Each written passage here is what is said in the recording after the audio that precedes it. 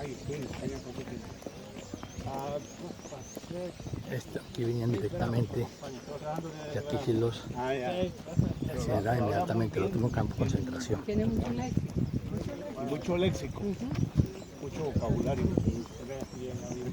Ah, ¿qué estudió en la Universidad de Idiomas? Ah, no. Estudié también idiomas. Aparte de que estuvo. Sí, estuve de Erasmus ¿Y en Salamanca. te especializaste en historia Pero tú universal? estudiaste que turismo, lenguas, lenguajes, idiomas. Idiomas, sí. Con especialidad en historia de Polonia, de la guerra mundial. Aquí tenemos nuestro representante de la familia Sembrando Vida, Amigos por el Mundo de Polonia. Este es nuestro representante aquí, ya lo acabamos de nombrar. Aparte de que entonces tú estudiaste pues lengua. Un año dura, ¿no? Yo estudié lo que se llama Este ya no es un campo de concentración, sino son directamente las cámaras de gas. Aquí no venía a trabajar, sino directamente Y lo tuvieron un año. lo incineraban. No, y lo de la guerra, hablando. ¿Cómo puede haber tanta maldad en el ser humano? Un año.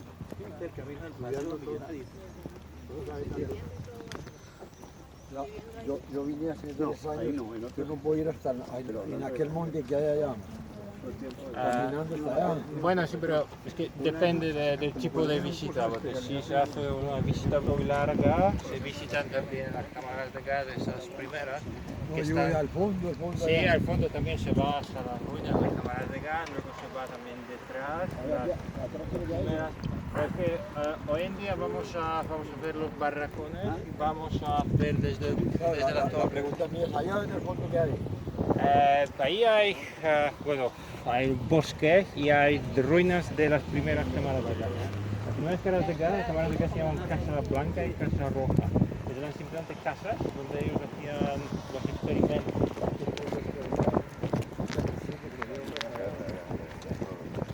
Estos rieles literalmente fue lo último que escuchó millones de judíos, millones de gente muerta.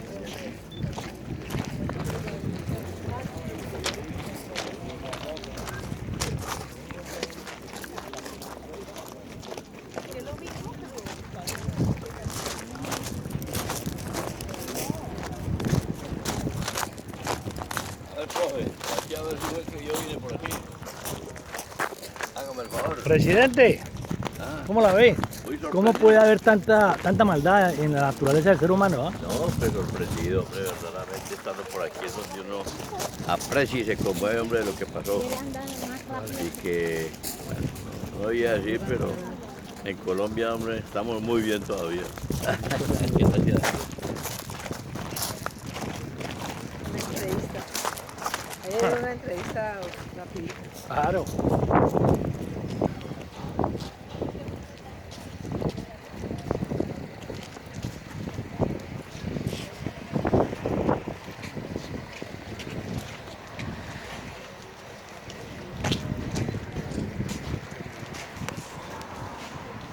Tenemos que recordar muy bien esto para que no se vuelva a repetir tanta maldad. Dios santo.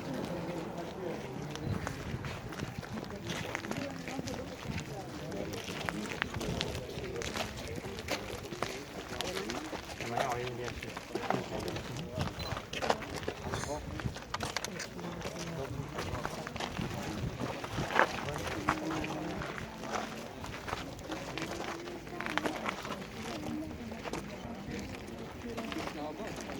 Cali. Cali, a ver por qué.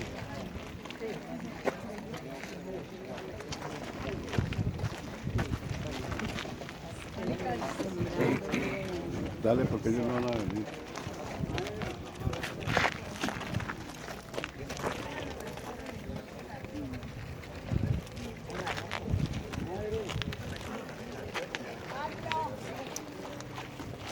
Ok, los que están interesados se acercan por favor se acercan por favor. Por favor, aquí no tenemos los aparatos, así que por favor acérquense un poco más para que me escuchen. No me vaya. Venga, acérqueme, Ok. Bueno, Estamos en la segunda parte del complejo de campos de concentración y de muerte. Eso se llama Auschwitz II-Birkenau. La construcción de esta parte del campo empezó en 1941 después de la visita de Heinrich Himmler. Pues él visitó este campo y decidió que, bueno, Auschwitz I, y decidió que la superficie de Auschwitz I no era suficiente para tantos presos cuantos él tenía pensado enviar aquí. Por eso dio la orden de construir esta segunda parte.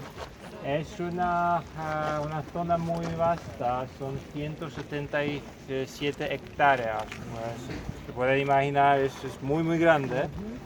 Según los planes era previsto para 200.000 personas, sin embargo jamás se llegó a esa cifra. En 1944, punto máximo, 90.000 personas vivían en esta parte del campo, sin embargo mucho más grande que las demás, porque en Auschwitz I hasta 22.000 y en Auschwitz III hasta 13.000, así que pueden ver que era de lejos la más grande de las partes del campo. Lo que pueden ver aquí son, por supuesto, lo que llamamos barracones, los dormitorios donde dormían los presos. Antes la construcción de Birkenau aquí no había nada. Bueno, no había nada vinculado con el campo, había terrenos vacíos y casas que pertenecían a los pueblos, pequeños pueblos.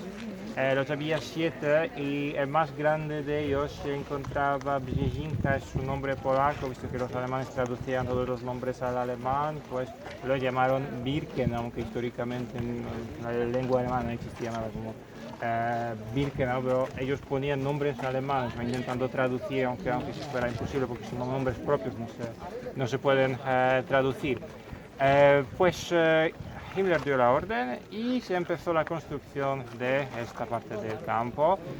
Utilizaron sobre todo a los soldados soviéticos, a los prisioneros de guerra soviéticos, que empezaron a llegar a partir de 1941, porque en junio de este año empezó la invasión contra la Unión Soviética. Empezó el infierno, porque eso era probablemente la peor y la más costosa en cuanto a las vidas humanas de las partes de la Segunda Guerra Mundial. Cabe mencionar que la misma Unión Soviética perdió más de 23 millones de personas en aquella guerra.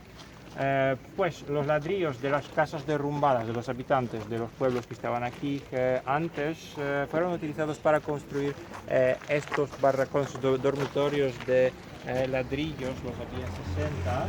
Y luego del otro lado pueden ver como ya pocos que quedaron en pie, sin embargo algunos todavía, los dormitorios de madera. Estos eran establos por el proyecto, pero por supuesto en piezas se traían aquí, se construían, pero directamente en la tierra, sin cimientos, sin nada, por eso que no eran construcciones duraderas, bastante frágiles.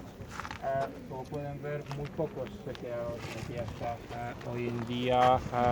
Más se quedaron los barracones de ladrillo. Pues nosotros vamos a visitar 2 barracones de madera por dentro, porque es ahí donde las condiciones eran las más difíciles. Les voy a explicar exactamente cómo era la vida de los presos allí. Luego vamos a subir a esa torre aquí y desde aquella torre les voy a hablar, digamos, con vista panorámica sobre todo del campo, de las diversas partes del campo y de la Casa Blanca. ¿Cuánto tiempo permanecían en promedio un preso aquí? Bueno, la idea de los nazis era que un preso no debería sobrevivir más de 3 meses. Por ejemplo,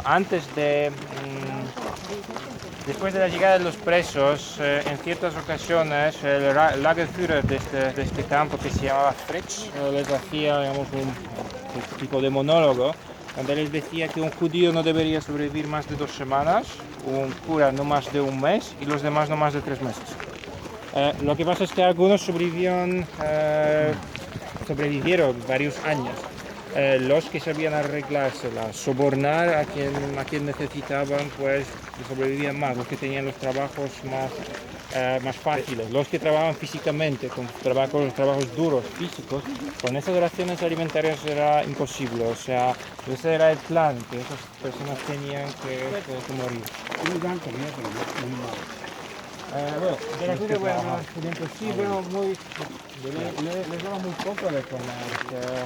Bueno, algo que a lo mejor sería suficiente para sobrevivir, aunque no sin enfermedades, sin tener que trabajar, pero para las personas que van toda la vida tienen que trabajar, eso no era suficiente, porque hay personas que quieren trabajar en las minas, trabajo de minero.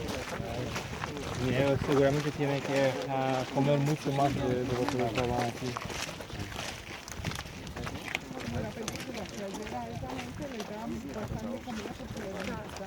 Claro, sí.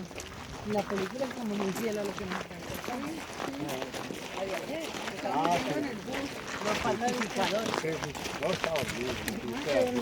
Está bueno.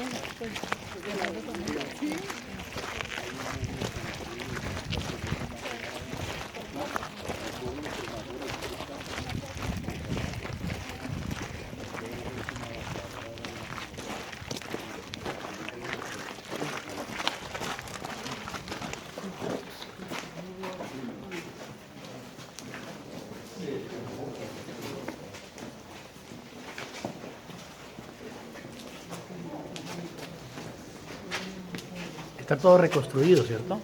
No, es los que se mantuvieron en pie, pues así son conservados en el estado original, a diferencia de los que están derrumbados, porque la mayoría está derrumbada. Pues mirando desde fuera ven solamente sistemas de calefacción, lo que voy a comentar en un momento. ¿Este es original? ¿Sí? Bueno, original, digamos, la estructura es original, pero por ejemplo aquí había los lavabos, pero ya no se conservaron hasta hoy en día, pero pueden ver las latrinas, está en estado original. Me llama letrinas que... Ah, el baño. El hoyo. Bueno, ahora estamos dentro de un barracón sanitario, así se llamaba. Pues es un barracón que desempeñaba la función del baño para los presos. Los presos por lo general tenían el derecho de venir aquí solamente 2 veces al día, una vez antes de entrar y luego una vez después, bueno, antes de empezar el trabajo y luego después de volver del trabajo. Por lo general se les daba muy poco tiempo para pasar aquí. Un preso regular, más o menos medio minuto, podía ser prácticamente corriendo, cuanto antes tenían que hacer sus necesidades aquí y luego cuanto antes tenían que salir. Normalmente de un lado se les empujaba dentro y luego del otro lado los arrancaban para afuera. Pues aquí se encontraban los lavabos, allí las latrinas, por supuesto, de ningún tipo de intimidad no se puede hablar porque eran como latrinas, baños en común. Aquí el estado de higiene, sobre todo en este campo en Birkenau, era muy malo. Había como enfermedades contagiosas, se contagiaban los unos de los otros, los presos, luego también los SS, y encima las personas que no vivían en el campo, pero en los alrededores del campo. Por esta razón, los nazis tuvieron la idea de construir un sistema de alcantarillas, pues a lo largo del campo se extienden como fosos y según la idea allí tenían que evacuar las aguas negras, pero jamás tuvieron la oportunidad de desarrollar aquel sistema porque no les dio tiempo. Como les comenté antes, esos eran establos para caballos, lo pueden reconocer. Allí hay fragmentos de cadenas que se utilizaban para atar a los caballos. Pues aquí había espacio para 52 caballos, pero en cuanto a las personas, en ciertos casos extremos hasta 700 personas tenían que vivir en tales condiciones. 700 personas, eso lo van a ver sobre todo en el barracón siguiente, tenían que dormir en tales condiciones, pues eso muestra claramente que Los baños.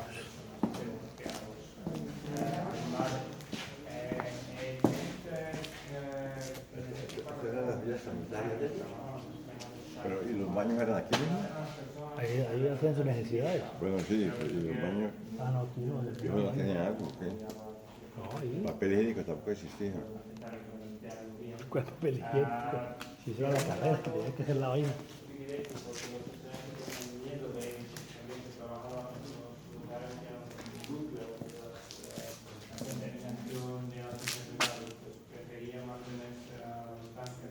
Dios santo, sin comentarios.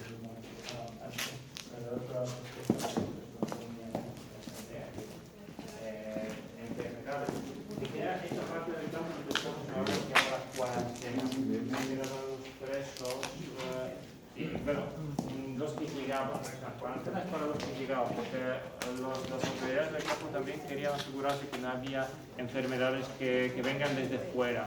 O sea, aquí se tenían que quedar algunas semanas y luego después eran trasladados a otras partes del campo donde podían trabajar. Bueno, ahora vamos a salir de este barracón y vamos a visitar un barracón habitable, o sea, un barracón vivienda. Esta era el área de los baños de ellos y eso eran unos establos anteriormente que fueron adaptados para las letrinas sanitarias. Tenían entre 1 minuto y 1 minuto y medio para hacer sus necesidades. Me imagino que bueno, el comentario. Una cosa es ver un video y otra cosa es sentir la sensación que uno siente aquí. Dios santo. Bueno, pues sobre todo para la conservación de estos barracones, para el mantenimiento, que no es suficiente, de los gobiernos de diferentes países contribuyen financieramente. Por ejemplo, el gobierno alemán suele contribuir a la manutención de su campo. Hace 2 o 3 años contribuyeron 90 millones de euros a la manutención del campo. Lo que pasa es que es muy caro la conservación de los barracones. Bueno, y también se trata de la seguridad de los ciudadanos que trabajan. W 17 latach, jak ktoś trafiał w wieku tam 30, to już z reguły nie wierzę, że No, esos no son los crematorios. Es el sistema de calefacción del barracón. Tema de calefacción.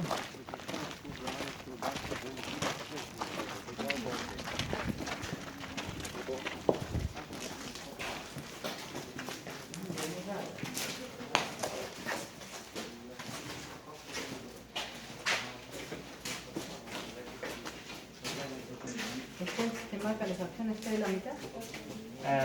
Sí, este es el llamado tiro de chimenea.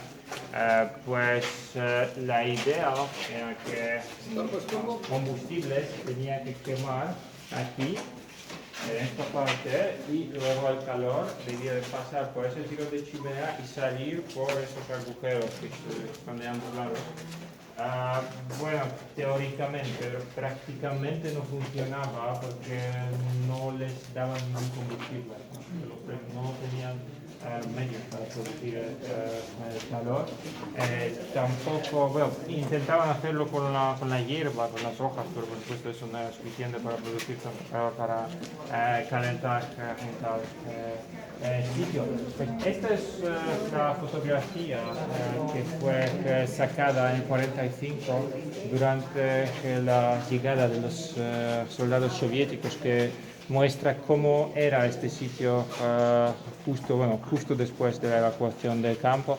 Pues aquí se encontraban las camas donde dormían los presos, pero no es que haya una cama para cada uno de los presos, ellos tenían varias personas en cada una de las camas, en ciertos casos luchando por un poco más de espacio. Al lado de la puerta, por lo general, tenía su pequeña habitación, su pequeño departamento, la persona encargada de la administración del barracón, pues la persona que tenía que contar a los presos cada día, o sea, antes de que salgan para trabajar y luego después de que vuelvan. Si faltaban, pues esos mismos capos podían acabar en las cámaras de gas por haber descuidado su trabajo, así que también para ellos era importante contar a los presos vivos o muertos, aquí igual. Por lo general los presos morían de noche, así que de madrugada se contaban los presos vivos, se contaban los muertos. Poco les importaba cuántos morían, cuántos vivían, solamente se trataba de esos balances. ¿Y el número? De que nadie se escapara. Sobre todo en invierno era muy difícil sobrevivir en estas condiciones. Es en estos barracones de madera donde más gente moría, porque eso no protege del frío, eso no puede aislar, las paredes no son demasiado gruesas para mantener el calor dentro, por lo que muchos de los presos morían del frío. Una de las causas más frecuentes. Eso es la calefacción, el sistema de calefacción. Lo que ven fuera, porque fuera se ven solamente, sin estructura, sin la estructura de madera, se ve solamente eso, pues eso es como chimeneas y el tiro de chimenea, pues es, digamos, lo único que se ve por fuera es lo único que se quedó, es solamente el sistema de calefacción. En cuanto a la comida, pues para desayunar, por lo general los presos recibían algo que debía de ser parecido a té, pero bueno, era más bien una infusión de la hierba del campo. 1 litro de ese líquido por lo general recibían. Luego, para la comida, por lo general era una sopa, un tipo de sopa también hecha con la hierba, muy a menudo del campo, con algunas verduras a veces pulidas, así que el valor nutritivo tenía muy escaso. Solamente por la tarde, para cenar, recibían algo más nutritivo, era un trozo de pan, a veces un poco de mantequilla o queso o carne, pero todo aquello no era suficiente para cubrir las necesidades de personas que trabajaban físicamente tantas horas, pues digamos, la muerte de aquellas personas era programada, porque solamente los que de algún modo sabían obtener más comida, arreglarse, a lo mejor sobornar a alguien, pues podían obtener más comida y así sobrevivir, pero la gran mayoría no podía hacerlo, por lo que morían en consecuencia de estas condiciones. Sí. En cambio en verano era difícil quedarse aquí, porque cuando las temperaturas suben, el calor aquí también sí, con tanta gente también es difícil. Sobre todo en 44 había más gente aquí porque los judíos húngaros estaban llegando y no había espacio para ellos. En ciertos casos ni siquiera podían hacer las selecciones porque había tanta gente que tenían que ponerlos en algún barracón y luego decidir lo que iban a hacer con ellos. Bueno, ahora vamos a salir de aquí y vamos a ir a la torre, vamos a subir a la torre y desde ahí les voy a contar un poco más de, digamos, todo el terreno de campo. ¿Y los hornos dónde están? Los hornos estaban a 1 kilómetro, más de 1 kilómetro desde atrás había cámaras de gas y un poco más de la derecha también había cámaras de gas.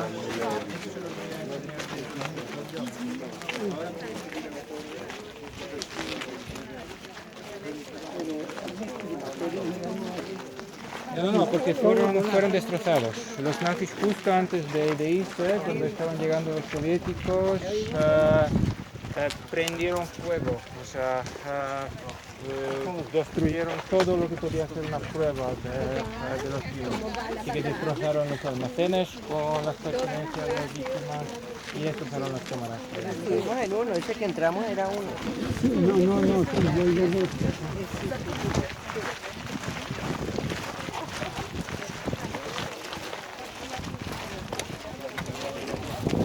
¿Cultivaban por aquí cerca? ¿Cómo? ¿Cultivaban por aquí cerca? Bueno, digamos, no directamente enfrente del campo, pero en esa zona. O sea, ¿Cómo se transportaban para llegar a los cultivos? Bueno, tenían que caminar. Los que trabajaban, porque digamos, los que tenían sus puestos de trabajo suficientemente cerca tenían que caminar. Luego los otros que trabajaban en las minas, pues tenían que trabajar justo al lado de las minas, por ejemplo. Porque allí, bueno, eran algunos kilómetros, pues no podrían caminar tanto. ¿Qué castigo se le daban a los alemanes cuando se les escapaba algún preso? Cuando se excavaba algún preso, pues bueno, se ahorcaba, por ejemplo, al azar se escogía 10 personas, como en el caso del amigo de Padre Kolbe, escogieron a 10 personas al azar y las ahorcaron para mostrarles que, bueno, si uno de ellos se iba a escapar o iba a intentar, pues eso iba a significar la muerte de los otros presos, en ciertos casos de sus compañeros. Y los alemanes, entre los alemanes no se castigaban también por... Sí, se castigaba, por ejemplo, por robar cosas, porque los SS en ciertos casos intentaban quedarse con algunos de los objetos que pertenecían a las víctimas, pero la SS era una organización fanática y también los castigos todos sabían que en aquella organización el único castigo prácticamente era la muerte, o sea, allí nadie va a juzgar a ellos. Si alguien fue pillado haciendo algo que está prohibido, pues significaba la muerte directa. Los SS prácticamente era la seguridad de Hitler, ¿eh? Bueno, las SS eran los más fieles, los más ideológicamente indoctrinados. Y ellos, digamos, eran los más arianos, se decía. Pues se hablaba de la raza aria, que es una idea, bueno, hoy en día diríamos loca, pero por aquel entonces ellos aparentemente, algunos de ellos al menos se lo creían, pues creían que pertenecían a una raza mejor, que es superior a los otros. También hablaban de la raza de que los pueblos germanos de ascendencia germánica eran descendientes de aquella raza. Y pensando que Hitler no era germano. ¿Cómo? Hitler no lo era. No, Hitler era un austríaco. ¿Austriaco? Sí, bueno, se habla que tenía raíces desconocidas, que a lo mejor su abuelo era checo, incluso hay historias de que era judío, pero eso no lo sabemos, son historias que se cuentan.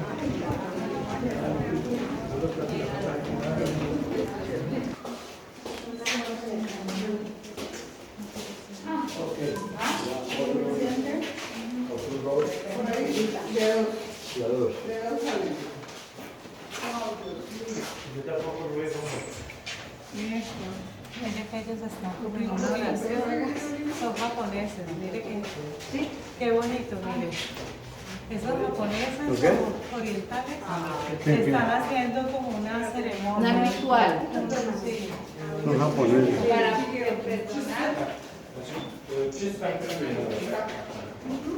Bueno, señores, desde aquí pueden ver todo el panorama del campo. Escuchen, por favor.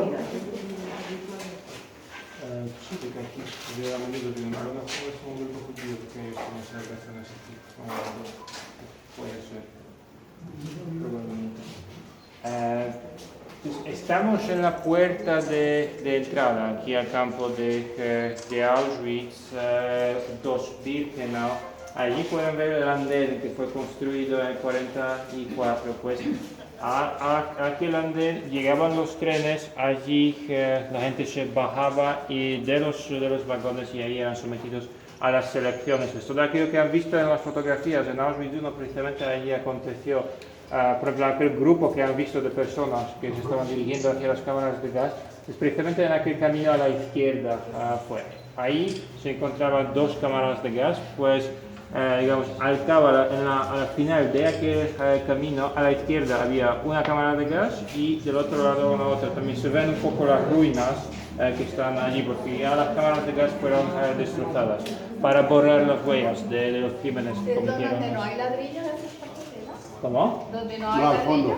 Al fondo, donde se acaba el camino, aquello a la izquierda, allí hay un monumento que se ha dedicado a la memoria de las víctimas del nacionalsocialismo y de ambos lados se encuentran, bueno, las ruinas de las cámaras de gas que no se conservaron hasta hoy en día. Pues pueden ver que la mayoría de los barracones se derrumbó. Por lo general por el tiempo, o sea, fueron construidos sin cimientos, así que no eran duraderos, Y también los soldados soviéticos cuando entraban, ellos también a veces cogían cosas por todos los lados, pues eso también contribuyó a que bueno, algunos de los edificios se derrumbaron más temprano. Antes los trenes llegaban a la estación de Oświęcim, que les he enseñado antes, y luego, eso es difícil de ver porque no se quedó nada ahí. Más o menos a 1 kilómetro desde aquí, en aquella dirección, se encontraba el andén de los judíos. Antes aquella gente tenía que caminar todo ese espacio hasta la puerta y luego hacia las cámaras de gas. Las dos allí, o sea, otras que se encontraban al lado de aquel camino a la derecha, y más o menos donde se ve el bosque, pues más o menos por allí se encontraban las cámaras de gas 4 y 5, y la primera es la que han visto ya en Auschwitz. Aquí hay muchas cámaras de gas. Sí, había 5, sin contar las dos primeras que eran, bueno, en aquella dirección, pero eran más bien experimentales. Pues ahí empezaron los experimentos, digamos, con las cámaras de gas y visto que les salieron bien, bueno, bien en el sentido de que consideraron que iban a ser capaces de matar mucha gente de esta forma, consideraron que podían empezar a utilizar esta sustancia, estudiándolo para las matanzas de las ratas, porque esta sustancia antes se utilizaba para la deratización, para matar ratas y para limpiar las prendas de ropa. Eso era su uso antes, pero luego los nazis decidieron que también le iban a dar de otra forma. Y por supuesto pueden ver que todo el recinto del campo estaba rodeado por las torres, pues vigilantes, donde trabajaban los vigilantes, pero lo sabía poco, relativamente poco, porque los nazis no querían emplear demasiada gente en los campos, porque necesitaban a los soldados en otros sitios, sobre todo en los frentes de guerra. Por eso la administración tan brutal, la disciplina y todo eso, tenía que permitirles de con relativamente poca gente poder manejar, administrar estos sitios, y así que también fue en este campo, y encima se utilizaba la ayuda de los mismos presos como los capos, que todos los servicios prestados a SS tenían el derecho de vivir en mejores condiciones. Antes les comenté también los fosos del sistema de alcantarillas, pues eso es lo que debía de ser el sistema de alcantarillas, y allí al lado de donde se encontraban las cámaras de gas tenían pensado construir un sistema de depuración de aguas negras, pero no les dio tiempo, y también a finales de guerra les empezaron a faltar fondos porque ya tenían que concentrar todos los recursos que tenían en el esfuerzo bélico, en la guerra, porque estaban perdiendo la guerra, sobre todo en el frente oriental. Exactamente, ¿qué fecha terminó? La Segunda Guerra Mundial, pues el 8 de mayo de 1945 en Europa, porque en Japón la Guerra Mundial terminó en agosto, porque ellos largaron las bombas atómicas y bueno, la América. Aquí es donde todo el judío hasta que... ¿Hasta cuándo funcionaba este campo? Pues funcionó, fue liberado el día 26 de enero del 45 por los soviéticos, y los transportes llegaban hasta finales de noviembre del 44. ¿Cómo trataron los soviéticos a los judíos? ¿Cómo? ¿Cómo los trataron? ¿Pero quién? Los soviéticos a los judíos, a la gente que estaba dentro del campo. Los soviéticos intentaban ayudar, o sea, intentaban ayudar a los que hallaron aquí, fueron